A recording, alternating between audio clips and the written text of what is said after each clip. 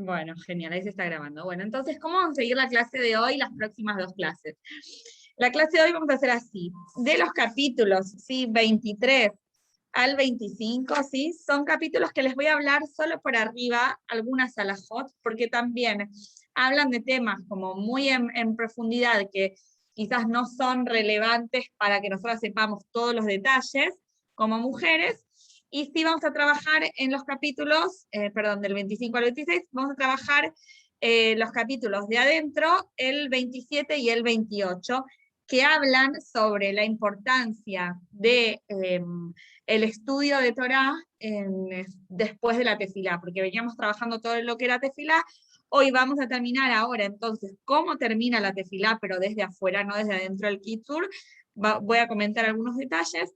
Después vamos a hablar, vamos a leer dos capítulos que son pequeños, el 27 y el 28, como les dije, sobre la importancia del estudio de Torah después de la tefilá, el estudio de Torah por la mañana, y la semana que viene y la otra vamos a trabajar el capítulo 29, que habla sobre hábitos éticos y morales. Es muy, muy, muy interesante. Después siguen con capítulos que hablan sobre la Yonará y demás.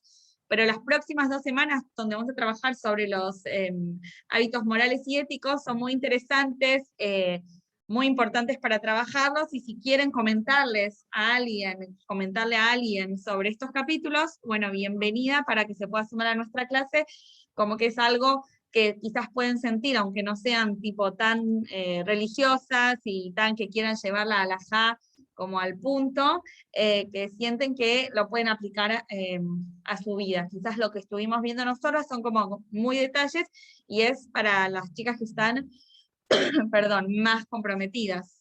Así que bueno, vamos a arrancar. Hablan, dice así, estos capítulos que hablan después sobre después de las plegarias de súplicas de Tajanún, que fue lo que fuimos trabajando, hablan ahora sobre Kriyat Torah, sobre la lectura de la Torah. Entonces, ¿por qué no lo vamos a ver de adentro? Porque ahora trae acá en el capítulo todas las leyes de qué pasa si hay un Cohen en el Shil, si no hay un Cohen, si hay Kohanim, pero no hay Leviim, si hay gente de la misma familia y se los quiere llamar, si se puede llamar, por ejemplo, a un padre, a un hijo, todos seguidos, a un abuelo, un padre, un hijo, todos seguidos, si sí, si no. Entonces son como detalles muy, muy específicos que quizás como van a sentir, ay, pero yo no lo tengo que llevar a la práctica, entonces no es que es algo que nos va a quedar. Por eso lo paso por arriba, pero la que quiera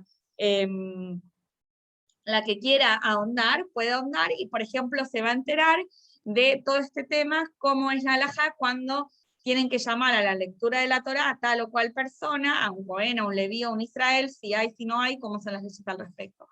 También te habla de las leyes, qué pasa cuando están leyendo en un Sefer Torah y ven que está Pasul, si ven que está Pasul, si se puede leer esa lectura, o si se puede leer no esa lectura, sino en otro lugar del Sefer Torah, o realmente si está Pasul o no, a ver cómo está la letra, y demás. Son como detalles muy específicos que en este caso, Baruch Hashem, son para los hombres, ¿sí? Así como nosotras tenemos tantas mitzvot de las que tenemos que ocuparnos. Por ejemplo, bueno, de la cocina me van a poder decir, bueno, Gaby, pero hoy en día la cocina es hetzi, es miti, no solamente la mujer cocina, el hombre también hace las compras, él también se tiene que ocupar del kashrut de la casa y demás. Entonces, me pueden decir bueno, que no es un tema que solo nos concierne a nosotras las mujeres, pero por ejemplo, el tema de pureza familiar, de Taharat HaMishpachá, hay un montón de lajot que conciernen específicamente a nosotras las mujeres. Entonces, ya que nosotros tenemos que estudiar y llevar a la práctica, porque en realidad los hombres también tienen que llevar a la práctica esas alajot, pero por cuanto que nosotras tenemos que llevarlas a la práctica, no solamente estudiarlas, sino llevarlas a la práctica, estas alajot sobre, por ejemplo, como estamos diciendo, de la lectura de la Torah, se la dejamos a los hombres. ¿Qué es lo que sí vamos a tener en cuenta, ¿sí? Sobre, por si estamos en un Beit HaKnesset, cuando se lee la Torah, y ustedes saben que los Jajamim instauraron de que la Torah se leyera no solamente en Shabbat, en Rosh Chodesh, en Hagim, sino que también se leyera los lunes y los jueves. ¿Por qué? Porque en el caso de que no haya un Rosh Chodesh, en el caso de que no haya un Hag, no querían que pasen 3 días sin que se estudie la Torá. Entonces, al leerse la Torá, sí o sí, un lunes, un jueves y un sábado, nunca pasan 3 días sin que se lea, sin que se estudie de adentro el Sefer Torah. Bueno, eso por un lado. Por el otro lado, bueno, es muy, muy importante cuando se saca la Torá. No pueden pasar 3 días, claro, sin que se estudie la Torá. Entonces, si se saca la Torá el lunes, pasan martes, miércoles y jueves ya se lee la Torá. Después del jueves pasa el viernes y Shabbat ya se lee la Torá. Después de Shabbat pasa domingo y el lunes ya se lee la Torá. ¿Está bien? Nunca pasan 3 días sin que se estudie la Torá. Bueno, entonces se basa... Acá Calanit me pregunta, una valiente que está en el Majón, aunque vive lejos y después se tiene que tomar el colectivo hasta su casa, bueno, Hashem te va a recompensar por este esfuerzo que haces. Calanit me pregunta si por algo en particular 3 días, y la verdad es que no lo sé, pero imagino que es, o sea, para que esté Yagur Bepiv, como que esté frecuente en la boca de uno el estudio de la Torá y no sea algo que uno se olvide. Cuando uno lee algo y pasa muchos días hasta que lo vuelve a retomar, es como que no está presente constantemente. Acá, o sea, se entiende que no toda la gente es, o sea, trabaja, es abrej y trabaja, o sea, su dedicación es estudiar Torá. Entonces otra gente es, quizás en su momento eran campesinos, o hoy en día son comerciantes, y no están estudiando Torá todo el tiempo. Entonces, bueno, por eso, para que haya sí o sí fijo, más allá de que después vamos a leer de que hay que instaurar un tiempo fijo de estudio de la Torá por la mañana y por la noche los hombres también. Bueno, entonces, bueno, importante para tener en cuenta con la lectura de la Torá es que cuando tanto se saca el Sefer Torá como cuando después se lo guarda, uno tiene que acercarse y acompañar el Sefer Torá, tanto cuando se saca del Arón y se lleva a la misa donde se pone el Sefer Torá, como cuando se termina de leer el Sefer Torá y se va al Arón. ¿Sí? Los hombres lo acompañan, nosotros, bueno, con la vista lo acompañamos y no es como que lo dejamos como algo desapercibido. Pero, por ejemplo, acá hay alajot de que por qué lado se pone el Sefer Torá en la mesa sobre la que se va a leer y por qué lado se saca el Sefer Torá. O sea, es como que es todo muy específico. Después, cuando son llamados los hombres a la Torá, ¿sí? Si es Cohen, Leví, Israel, o como tengan que resolver, depende de la disponibilidad de hombres que haya en ese Beit HaKnesset, el que sube a la Torá tiene que decir la bendición en voz alta para que todos la puedan escuchar y responderle amén, ¿sí? Perdón. Antes de responder amén, para que le respondan, como se dice, Barjuet Hashem Meboraj, dice el que sube a la Torá, y nosotros respondemos, Baruch Hashem Meboraj, Leolam Baed, ¿sí? Tiene que decir la braja en fuerte para que nosotros también se la podamos responder. Después él dice, Baruch Hashem Meboraj, Leolam Baed, amén. Bueno. Un segundo. Y después también, obviamente, cuando termina de leer la Torá, que también dice el que sube a la Torá una brajá, por cuanto que escuchó la Torá que fue leída para él, también la tiene que decir en voz alta para que nosotros respondamos amén. Y ahora algo que nos cuesta a nosotras las mujeres, ¿sí? Y es que les dije las bendiciones que las tiene que decir el que sube a la Torá en voz alta, tanto al principio como al final, para que respondiéramos lo que corresponde o respondiéramos amén, pero lo que nos cuesta es lo del medio. Cuando es Kriyat Torá, en la Kriyá, en la lectura de la Torá, realmente está terminante prohibido hablar. No se habla. En la lectura de la Torá, cuando uno está en el Beit HaKnesset, está bien, me van a decir, Gaby, yo no voy los lunes y los jueves al Beit HaKnesset. Pero cuando vas en Shabbat, cuando vas en Hagim, en la lectura de la Torá no se puede hablar. Y hasta tanto que está explicado que algunas autoridades hasta dicen que está prohibido, o sea, algunas dicen que está prohibido, otras permiten hablar entre lectura y lectura, entre la aliyá, ¿sí? Entre la primera aliyá y la segunda aliyá, dicen que hasta algunas autoridades dicen que incluso está prohibido hablar. Otras autoridades dicen no, se puede hablar entre aliyá y aliyá, pero de temas relacionados con la parashá, con la lectura de la Torá que se está leyendo, no se puede hablar de cualquier cosa.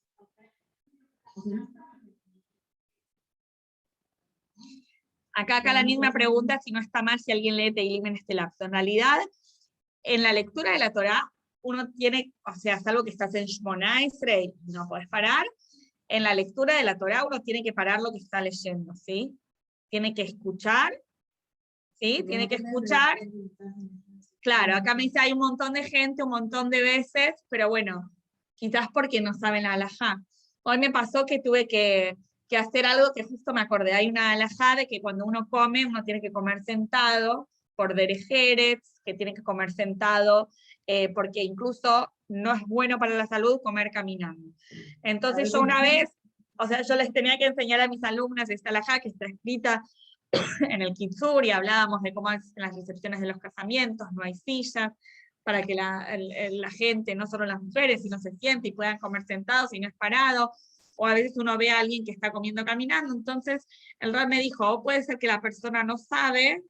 Yo le digo, no, Rab, pero uno a veces ve a Rabanim que están parados comiendo. O el Rab me respondió, puede ser de que a veces la persona está como muy apurada y no tiene otra opción. Hoy me pasó literalmente, o sea, yo cuando era soltera, a veces me pasaba que comía yendo a la parada, tipo una galletita o algo que estaba a las corridas, pero me pasó literalmente que tuve que comer así, un bollo caminando, literalmente. Y dije, si alguien me ve, va a decir, pero bueno, no es que no lo sé, sino que, como dijo Alda, a veces es una situación apremiante que uno no tiene otra forma de resolverla.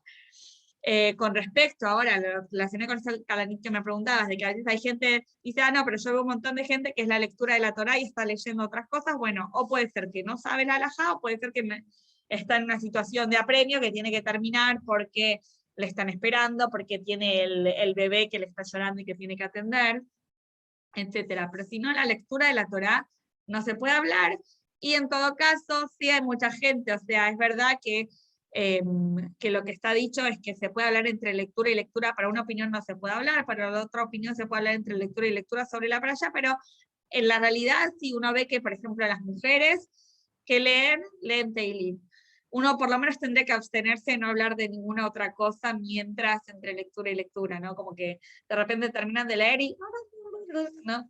Bueno, lo tenemos para el año que viene. Ahora ya pasaron los Haim, tuvimos un break de ir al Shul, al Beit HaKnesset, pero bueno, si no para Shabbat, sí lo tenemos.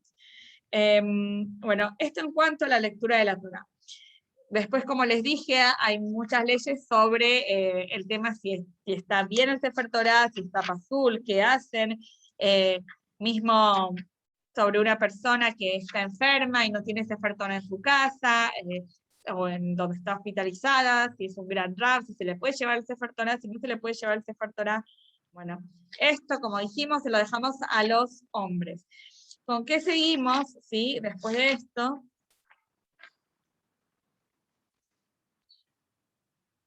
Bueno, después después de estos dos capítulos, hay otro capítulo que habla sobre el Kadish, ¿sí?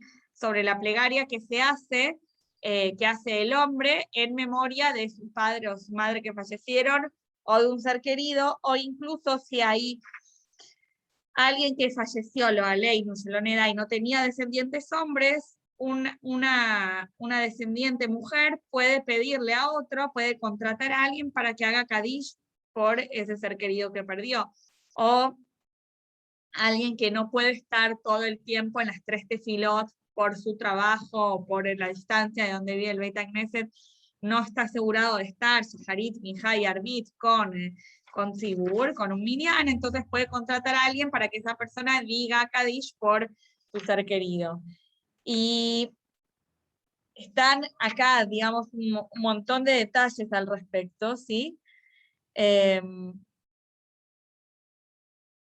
Acá les voy a leer algo, porque en realidad está explicado de la importancia que es de recitar Kadish, del placer y de lo bien que hacen para la Neyamá, del que se está recitando ese Kadish, y también de cómo se puede salvar como del castigo sobre la persona que se está diciendo ese Kadish, ya sea en el primer año de fallecido o ya sea cuando es un Yortzeit. Sin embargo, les voy a leer, ¿sí? Porque a nosotras me pasó, a mí y a mi hermana, que nosotras perdimos a nuestra mamá físicamente hace 13 años, en el 2008.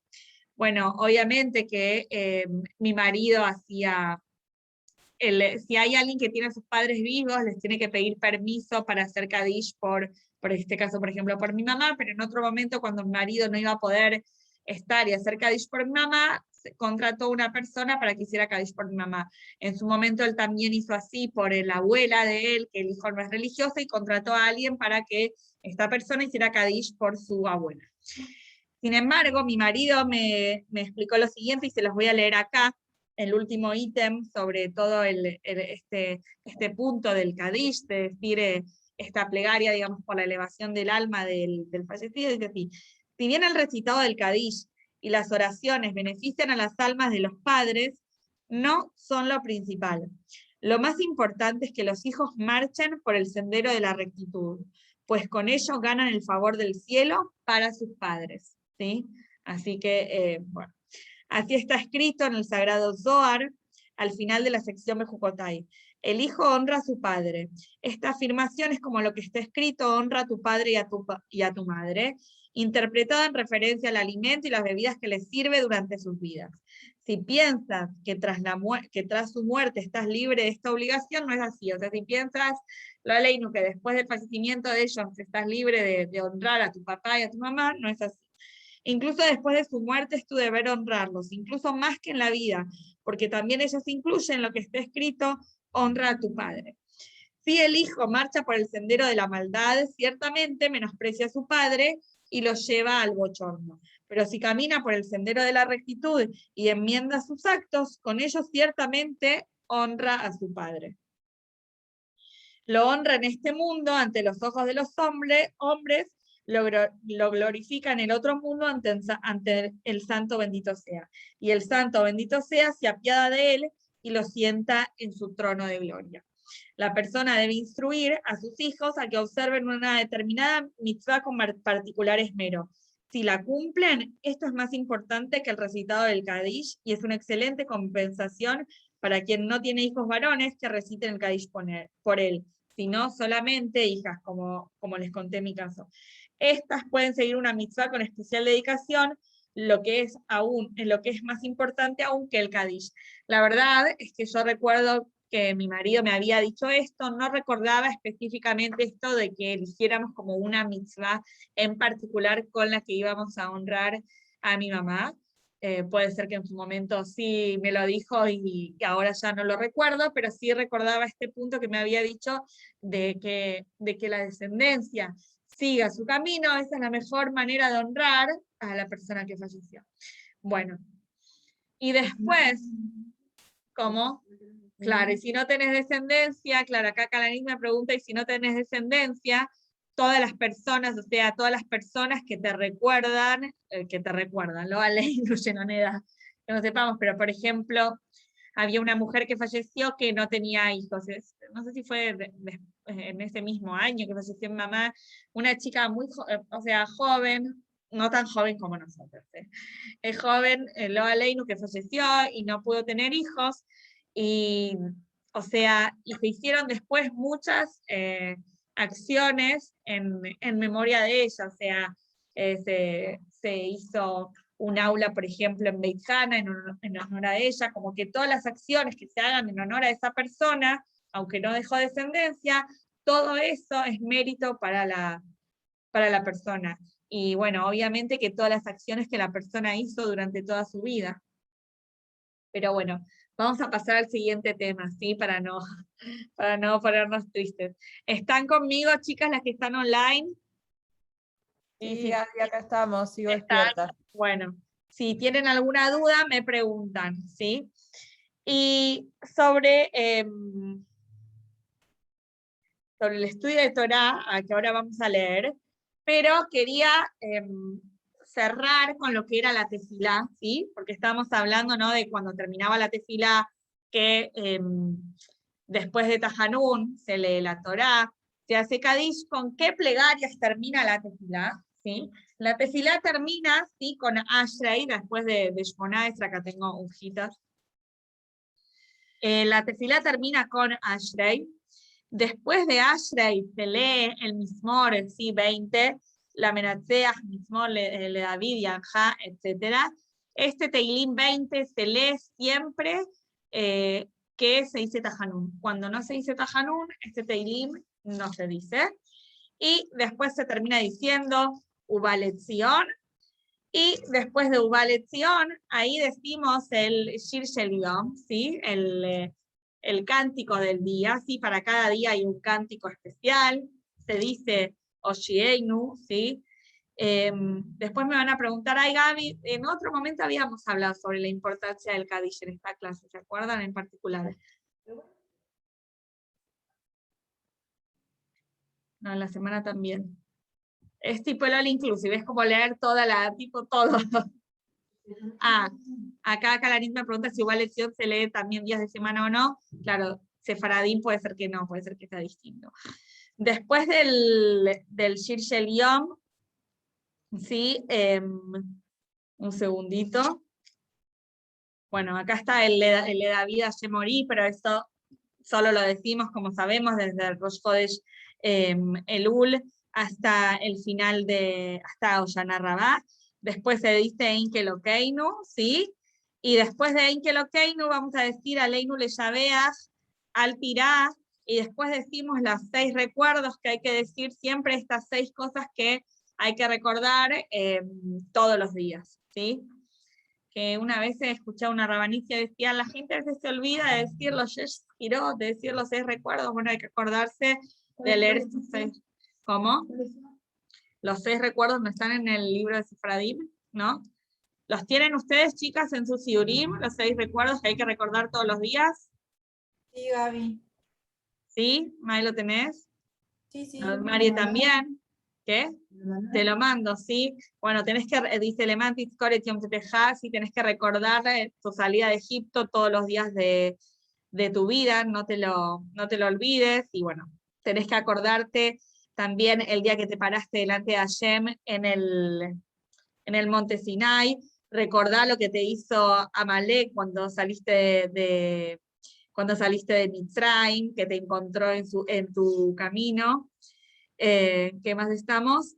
Recordá cómo hiciste enojar a Hashem todo tu tiempo en el desierto.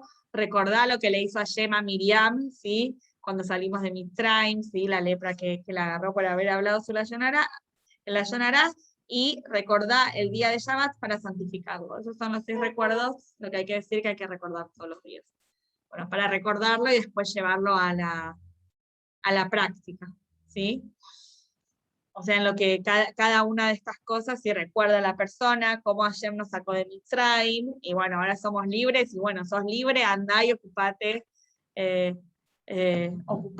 del estudio de la Torá, ¿sí? Acordarse, ¿sí? Lo que estuvimos parados frente al monte Sinai y recibimos la Torá, acordarte lo que nos hizo Amalek, que nos quiso enfriar en el camino, acordar cómo hicimos renegar a Hashem en el desierto, y sin embargo, bueno, castigó a él, pero después terminó perdonando a toda Israel.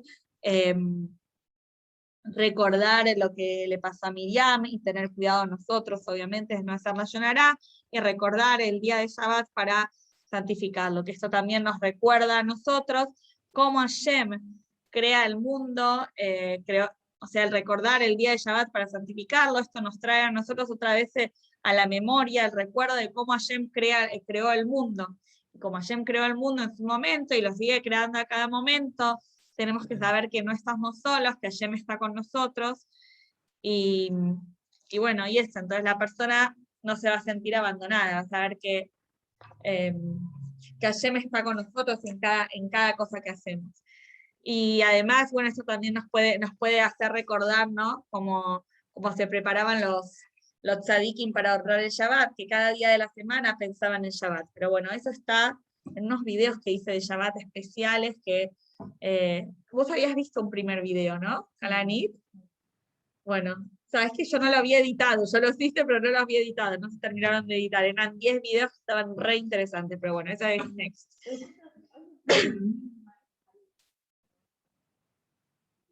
Claro, acá dice Kalanit que ve algo y dice que estaría bueno para Shabbat. Bueno, uno lo hace el Lijbod Shabbat, y uno sabe también que los gastos que Hashem, digamos que la Parnasá, que Hashem fijó que la persona iba a ganar durante el año era fuera de lo que la persona gasta e invierte para Shabbat, Yom Tov y la educación de sus hijos. Así que si la persona aumenta, es como que no es que vas a tener menos plata, así está dicho en la Gemara, puede ser que Hashem nos dice, si quieren, pruébenme con esto y van a ver de que si la persona aumenta, sus ingresos aumentan, y si la persona disminuye, sus ingresos disminuyen. Así que qué mejor que comprar Lichvod Shabbat Kodesh, porque sabemos que no se va a disminuir de nuestros ingresos, sino en cambio nuestros ingresos van a aumentar, van a ser más. Y ahora sí, vamos a leer el de adentro, los capítulos 27 y 28, como les dije, son 2 capítulos cortos, pero valen la pena estudiarlos. Yo le mandé las fotos a Debbie puede ser que les mando a ustedes, ¿verdad? Así pueden seguir la lectura de adentro conmigo. Si la tienen es mucho más fácil. La verdad es que justo cambiaron de compu, así que no están preparadas acá para que yo comparta la pantalla, pero me es más fácil, además más ameno poder, no sé, siento que aunque no las esté viendo, nada, sentir que estoy ahí con ustedes y no que veo solamente la página. Pero bueno, para esto, chicas, se tendrán que poner las cámaras. Si hay alguna valiente, la invito a que la aprenda, si no, todo bien. Arrancamos, vamos a leer capítulo 27 y 28 en esta última media hora. Vamos. Capítulo 27, el estudio de la Torá. Después, ¿sí? Después de las oraciones, se debe fijar un tiempo para el estudio de la Torá. Es preciso, ¿sí?, que dicho horario sea inamovible, de modo que no se lo pasará por alto, incluso si se cree que al hacerlo se obtendrán grandes ganancias. ¿Sí? O sea que es importante fijar un tiempo de estudio, ¿sí?, luego de la tefilá, y la persona debería decir, bueno, no lo voy a mover un día este horario, otro día este horario, porque voy a ganar, voy a tener grandes ganancias, voy a hacer un buen negocio. No, la persona debería fijarlo y dejarlo así. Quien precisa ocuparse de un asunto sumamente necesario, antes estudiará al menos un versículo de la Torá o una halajá. Se ocupará luego de sus asuntos y a continuación de ello saldará su cuota de estudios. En algunas santas comunidades se establecieron sacras sociedades para estudiar Torá en público luego de la tefilá, y todo hombre temeroso de Hashem debe sumarse a ellas, ¿sí? O sea, en los Batei Knesiot, obviamente que hay shiurim más cortos o más largos para la gente que estudie, cumpla con su cuota del estudio de la Torá, tanto a la mañana como a la noche. Pero bueno, siempre he sabido que incluso el estudio que uno hace durante el principio del día, cuando uno está más fresquito, no principio porque el día del Yehudí empieza a la noche, pero el estudio de Torá durante la mañana, entonces es un estudio que uno lo agarra más fresco, ¿no? Como Mari, que ahora están, no sé, las 2 de la mañana, ahí en Gibraltar, que no sé qué hora será. Y 1:30. 1:30, una valiente total. Una valiente total, te perdonamos que no estás con la cámara. Bueno. No puede ser. Bueno, esto nos tiene que fortalecer a nosotras, chicas. Miren, ella a 1:30 de la mañana ahí fuerte por su amor a la Torá, nos tiene que fortalecer a nosotras. No, con el libro ahí me lo muestra. Una tzadeque total. No te preocupes, te perdono sin la cámara también, María, todo bien. Pero bueno, el estudio que uno puede hacer a la mañana es mucho más, nos queda mucho más que si estudiamos a la noche cuando tenemos ya todo el día encima. Número 2. Cada varón judío, sí, que esto está bueno saberlo también para cómo alentar a nuestros maridos, ¿sí?, o cómo respetarlos cuando entendemos que están ocupados después de la tefilá estudiando. Cada varón judío tiene el deber de estudiar Torá, sea pobre o rico, físicamente sano o padeciendo dolor, joven o muy anciano. Incluso un mendigo que va de puerta en puerta debe fijar cierto tiempo para el estudio de la Torá durante el día y durante la noche, como está escrito, y las pronunciarás día y noche. Me acordaba de esto porque muchas veces veo que a veces hay algún rab, al Rab Mishulovin, creo que lo vi acá en Buenos Aires, poniendo tefilín a los hombres que piden acá, en la calle, pero nunca los he visto, tipo, enseñarles algo de Torá. Pero bueno, puede ser que sí, que mientras le ponen tefilín, o después de que le ponen tefilín para que cumplan la mitzvah, después les dicen unas palabras de Torá. Quien no tiene en absoluto conocimientos, perdón, esto se los dije a colación de que una persona incluso sea muy pobre y mendiga, igualmente tiene la obligación de estudiar Torá tanto de día como de noche. Seguimos. Quien no tiene en absoluto conocimientos para estudiar Torá, o le es imposible hacerlo por sus numerosas ocupaciones, proveerá de sus necesidades a otros que sí lo hacen. Y esto se le considerará como si él mismo hubiera estudiado, como interpretaron nuestros sabios, Sifronam Libraja, regocíjate, Zebulón, en tu salida, e Isahar en tus tiendas. ¿Qué significa? Zebulún e Isahar formaron una sociedad, ¿sí? Zebulún se dedicó a los negocios, ¿sí? Shevet Zebulún se dedicó a los negocios, ¿sí? Eran comerciantes marítimos, ¿no? Así tengo entendido. Zebulún se dedicó a los negocios y proporcionó a Isahar su sustento, de modo que aquel estuviera libre para abocarse al estudio de la Torá. Quiere decir que Zebulún sostenía, o sea, él tenía grandes ocupaciones de trabajo. No podía sentarse y dedicar fijo a su estudio de Torá, entonces mantenía a otras personas, que esto es lo que se hace con los abrejim, que se mantienen a estas personas para que estas otras personas estudien Torá. ¿A quién? En este caso, a Shevet Isahar. Entonces, el estudio de Torá de Isahar era no solo para Isahar, sino también era mérito para Shevet Zebulún. Por ello, el mencionado versículo antepuso Zebulún a Isahar, porque la Torá de Isahar era gracias al apoyo de Zebulún. Asimismo, ¿sí? Dice, encontramos en la Mishnah, Shimón, el hermano de Azariá, dijo, Shimón es llamado el hermano de Azariá. ¿Por qué? Porque este último se dedicaba a los negocios, Azariá, y proveía las necesidades de su hermano Shimón, quien se abocaba al estudio de la Torá. Hicieron un trato entre sí, que Azariá tendría un porcentaje en la recompensa del estudio de Shimón. De todos modos, cada uno debe esforzarse por estudiar, si quiere un poco, cada día y cada noche. Seguimos. Número 3. Quien no puede hacer del estudio de la Torá su dedicación permanente y en cambio establece tiempos específicos para ello, empleará esos tiempos que asigna al estudio de la Salahot, de aplicación frecuente que todo judío debe conocer, ¿sí? Entonces, un segundo. La persona que no tiene todo el tiempo del mundo para estudiar Torá, entonces, ¿qué tiene que estudiar esa persona? ¿Sí? Tiempo para el estudio de Alajot, ¿sí? De que la persona, ¿no? Como en nuestra clase, chicas, nuestro shiur de las Alajot, que la persona tiene que saber para llevarlas a la práctica. También en el caso de todos, las leyes necesarias tienen prohibidas, tienen prioridad, tienen prioridad a todas las demás que no son tan necesarias en la práctica, que también lo podemos traer este concepto que está escrito acá en el Kitzur, que es la opinión del Alter Rebbe, sobre lo que les estaba mencionando hace un momento, que les dije, chicas, cómo los capítulos tal y tal hablan de las leyes sobre quién sube a la Torá, y eso es más específico para los hombres, o sobre si un Sefer Torá está kasher o está pasul, y es más específico a los hombres, no nos van a llamar a nosotras, las mujeres, por lo menos en las comunidades ortodoxas, a ver si un Sefer Torá está kasher o pasul, ¿sí? O puede ser que sí, no lo sé. A un niño sí le pueden preguntar, nunca vi que le preguntaran a una niña, a veces si hay una duda sobre una letra se puede preguntar no de un Sefer Torá, pero a un chico de 5 años, no sé si a una niña. Pero, ¿qué dice acá? También en el caso de todos, las leyes necesarias tienen prioridad a todas las demás que no son tan necesarias en la práctica. Quiere decir que si en general el estudio de la Jot para una persona que no tiene tiempo para estudiar un montón de cosas es prioridad, el estudio de alajot que va a llevar a la práctica tiene más prioridad al estudio de cualquier alajá que quizás esa persona no va a llevar a la práctica. También deben estudiarse las Agadot y los Midrashim y libros de Musar, que son libros de la moral o Hasidut, basados en fuentes sagradas. Los Midrashim de los Jajamim, cuyo estudio resulta útil para debilitar la fuerza del Yetzer Hara. Bueno, en este caso se acostumbra en Chabad a estudiar Hasidut, pero ¿cuándo? Antes de la tefilá.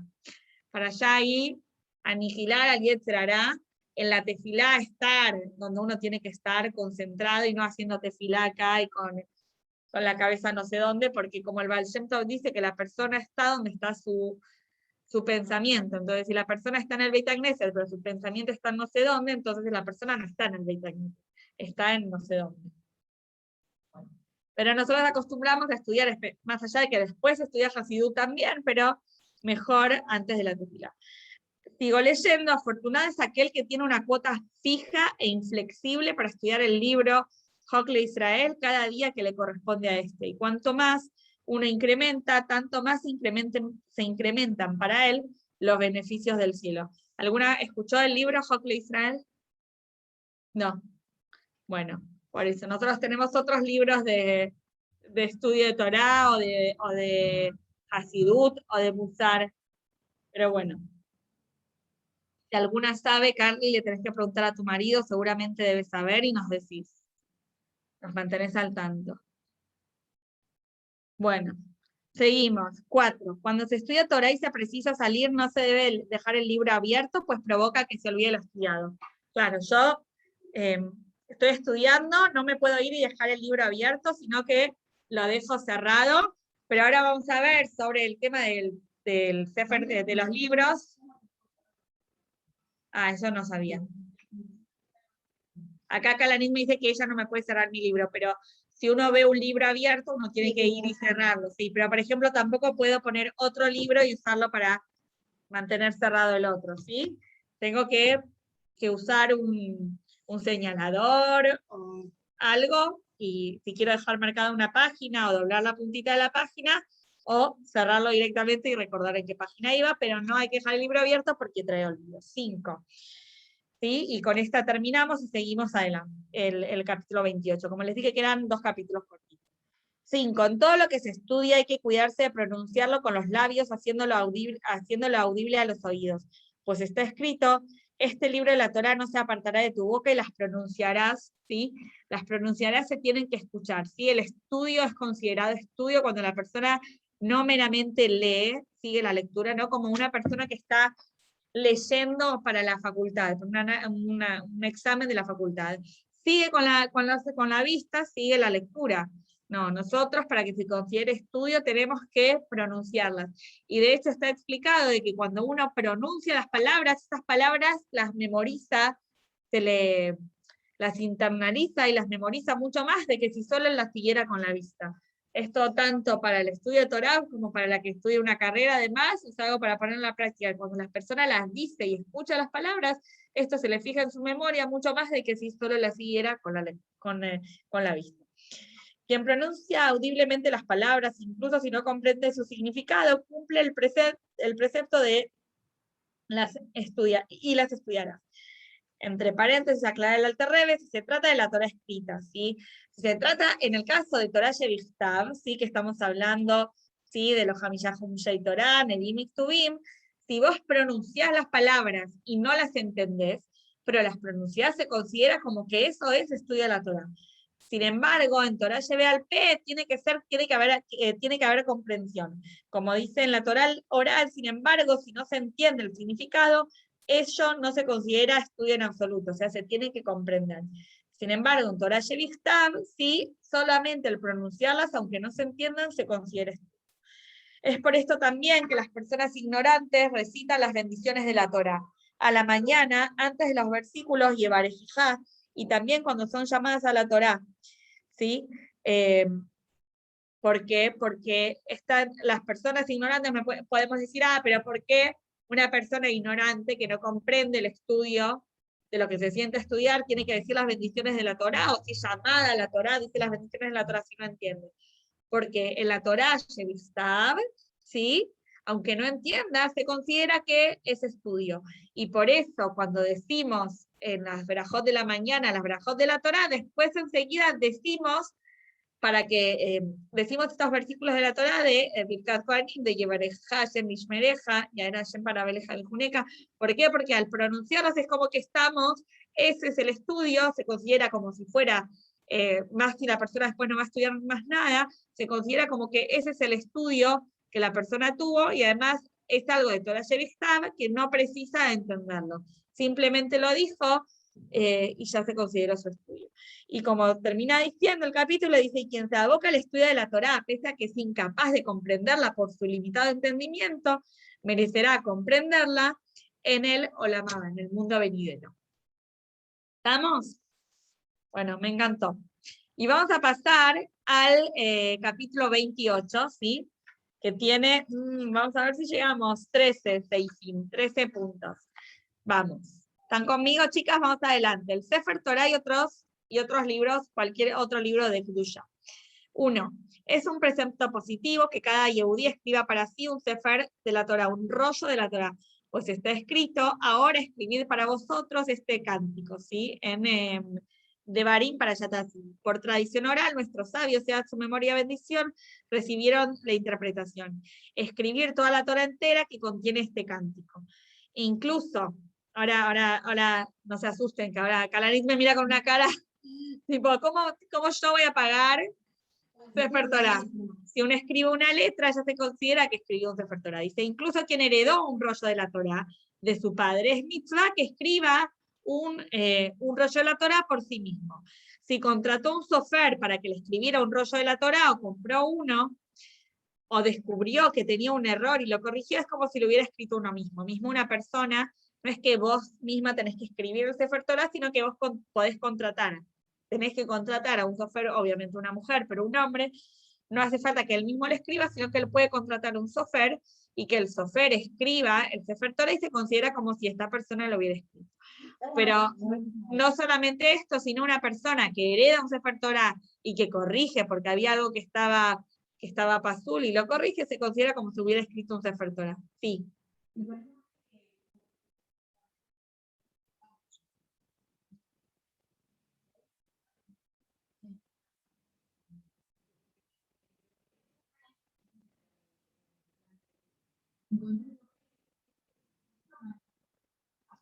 Pero ¿dónde? Como que la letra que escribieron en la Torah por vos fue una kuf, pero no importa qué letra. De hecho, no se sabe. Dice, a mis hijos, por ejemplo, tengo una deuda, dice que le tocó el sorteo de que o sea, no hace falta que sea la letra de tu nombre, lo que sea, que esté escrito lo que me preguntaba Kalanit, sino que en cualquier para allá le tocó una letra en el Sefer, Sefer tal, para, no sé, Sefer de Barim para allá, ¿me entendés? Y ya. Una letra. Está prohibido vender un rollo de la Torah. No obstante, en caso de gran apremio, se hará una consulta con un rabino competente. Por ejemplo, una persona que heredó un Sefer Torah y después tiene una situación monetaria que lo apremia, ¿puede vender el Sefer Torah o no puede vender el Sefer Torah que heredó? Le harán una pregunta a un rabino competente. Número 2. También es mitzvah que cada persona compre otros libros sagrados de los cuales estudia, ¿sí? No solamente, o sea, ahora estamos hablando no solamente tener un Sefer Torah, sino que es mitzvah que la persona compre libros de Torah, como ser un Tanaj, ¿sí? Mishnah, Gemara y obras de autoridades halágicas para estudiar de ellos y también prestarlos a otros. Para quien no tiene recursos para comprar ambos, un rollo de la Torah y textos de estudios, los libros que son necesarios para el estudio tienen prioridad, obviamente. O sea, un Sefer Torah, creo que puede estar alrededor de los $50.000, algo así, ¿no? Sí. Dice, dijeron nuestros sabios, sea su memoria bendición. ¿Sí? Está escrito, su caridad perdura por siempre. Este es quien escribe o compra libros sagrados y los presta a otros. Hay una chica, bueno, acá en el Majón obviamente que tienen la biblioteca de la que pueden tomar libros prestados que necesiten, en lo que quieran. Y hay una chica de Nijatach en Flores que también tiene como su demás de libros y uno le puede pedir si hay algún libro que necesita y se lo prestan. Y como está dicho acá en el Kitsur, como está dicho en el Teilín, dice, su caridad perdura por siempre, y a quién se refiere, a los que compran o escriben libros y los prestan a otros. Número 3. Se debe proceder con sumo respeto con el rollo de la Torah. Es mitzvah asignarle un sitio especial, honrar ese lugar y embellecerlo en extremo. No se salivará ante él ni se lo asirá sin su cobertura. Bueno, obviamente. Cuando se ve a alguien portándolo, hay que ponerse de pie y permanecer así hasta que éste haya sido introducido en su lugar o hasta que el Sefer Torah haya desaparecido de su vista.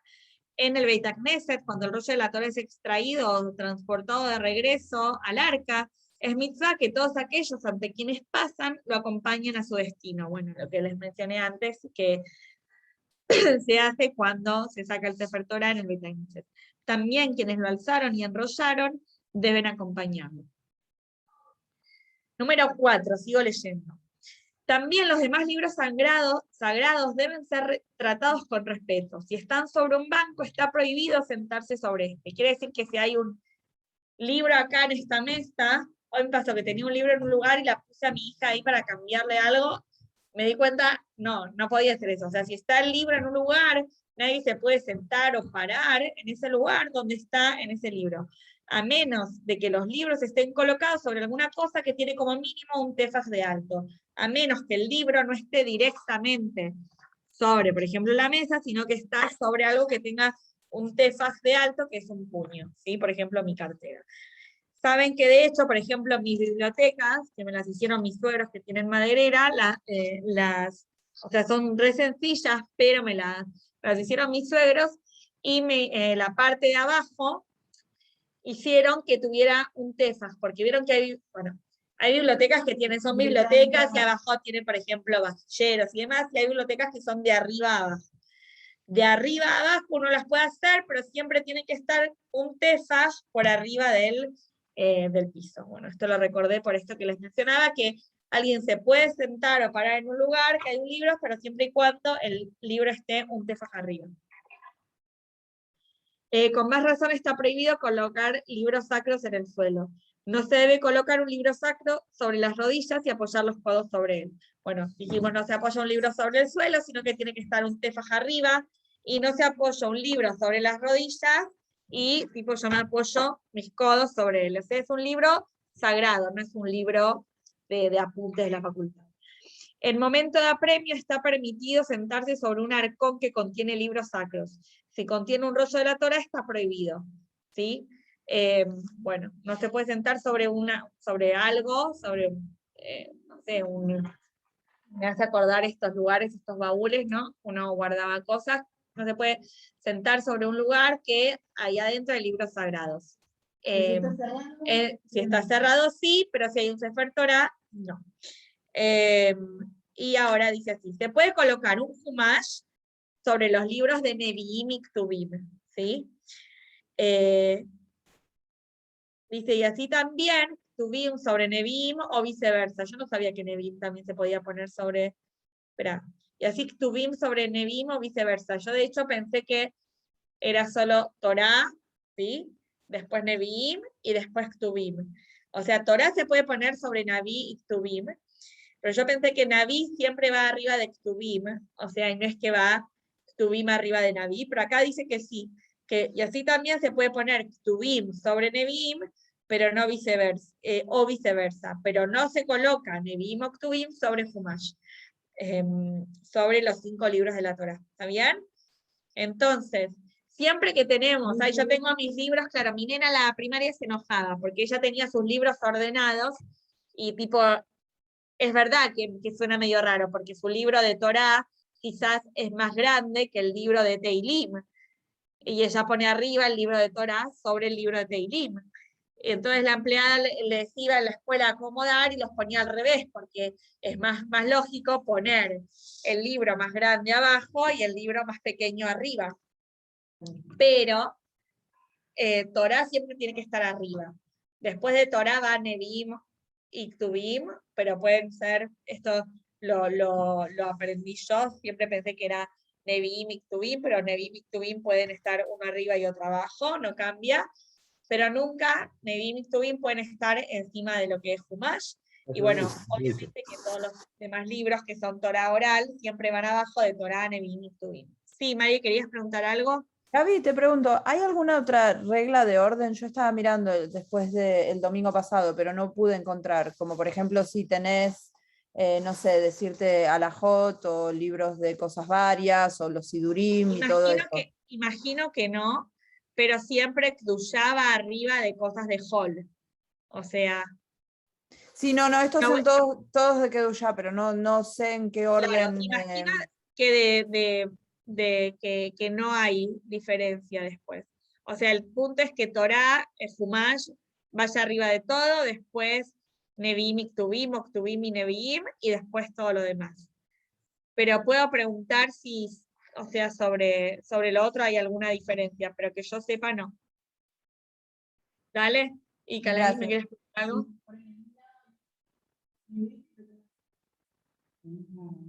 claro, acá Calanis me dice de un lado, en la misma biblioteca, de un lado el Brit y del otro lado lo que es castellano. No hay problema, el tema es que no esté una cosa arriba de la otra.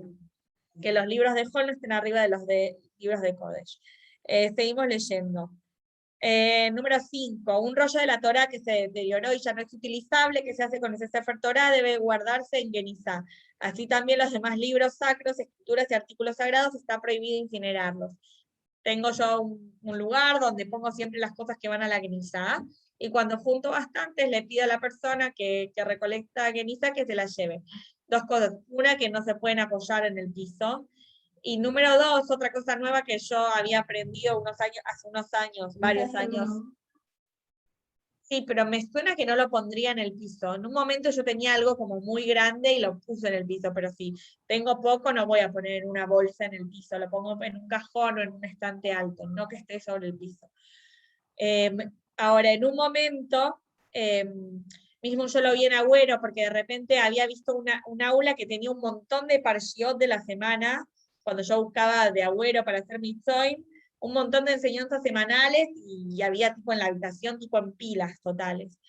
Pero una vez, hace muchos años, aprendí trabajando en la escuela, que me dijeron, porque a veces uno sacaba fotocopias de algo que le quería enseñar a las alumnas, y la fotocopia salía mal. ¿Y qué se hacía? Que si la persona no llegó a estudiar de eso que se hizo fotocopia, de ese papel, que se imprimió algo sagrado, en realidad se considera que todavía como que no penetró la cruya y uno no necesitaría llevarlo a una Genizá. Por eso, en el caso de todas las fotocopias que salían mal en la escuela, las tiraban y no las ponían en la Genizá.